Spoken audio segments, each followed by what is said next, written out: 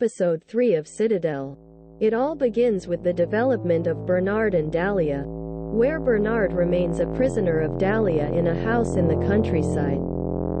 Dahlia wants Bernard to give her the password to an artificial intelligence he created for the old Citadel. An artificial intelligence that controls and locates uranium on the planet.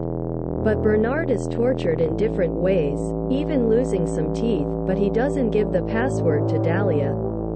She gives clues that she knows where Bernard's ex-wife and daughter are, as well as Kyle's wife, Abby, and their daughter, Hendrix.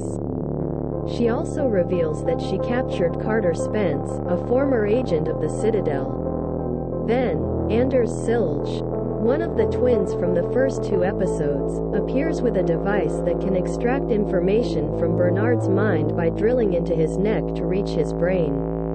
In my opinion, a part of the script fails, which is unlikely in a real situation. Feel free to comment on it. Dahlia dismisses all her henchmen and leaves the room, leaving Bernard alone with Anders Silge. Why she would leave them after being eating with Bernard there during another types of torture. Bernard tries to deceive Anders by claiming that Anders' beloved, Brielle, is still alive. And he can prove it if he, Bernard, has his phone. The reason I think this is a mistake is that we're in a series about super secret spies and super secret world agencies. Having a captured enemy being tortured and having his phone with him.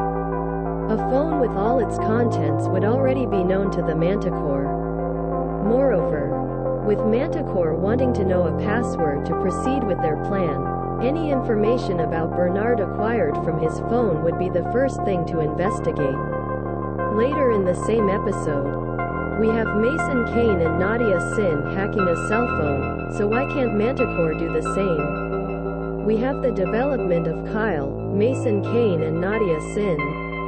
Both are still in Caceres, Spain. In a safe house of the old Citadel, we discover that Nadia is still hiding her past relationship from Kyle, Mason Kane, and many other things from her past. We are taken back to 10 years ago, where Kane and Nadia first met on a mission together.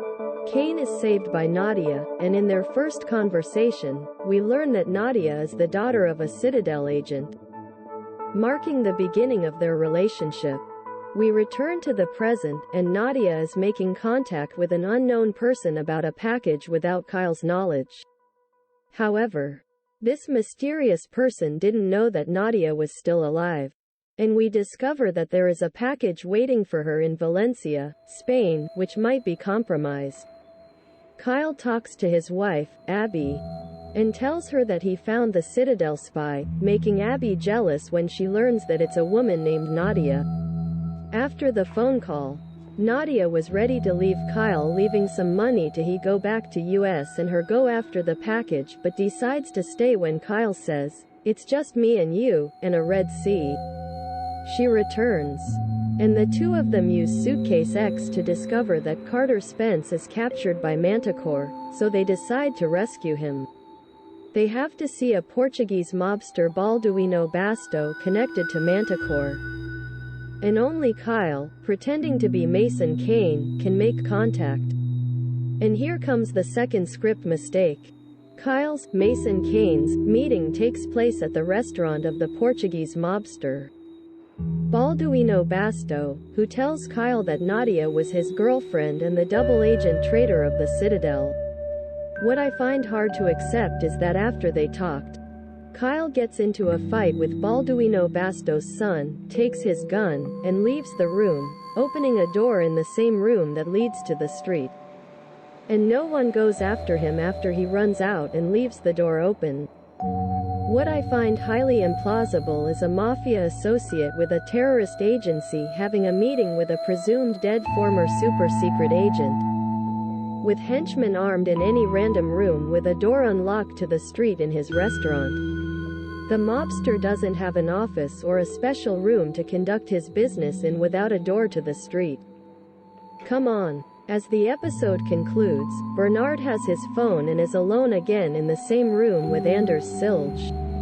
Bernard shows a picture of Anders' beloved Brielle, who is still alive. We discover that Brielle is Abby, Kyle Mason Kane's wife and a former Citadel agent who disappeared for 3 months during a mission, where she had a relationship with Anders.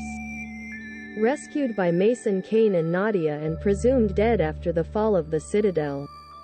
And for some reason, after the fall of the Citadel, she may or may not have had her memory erased and is now Kyle's wife.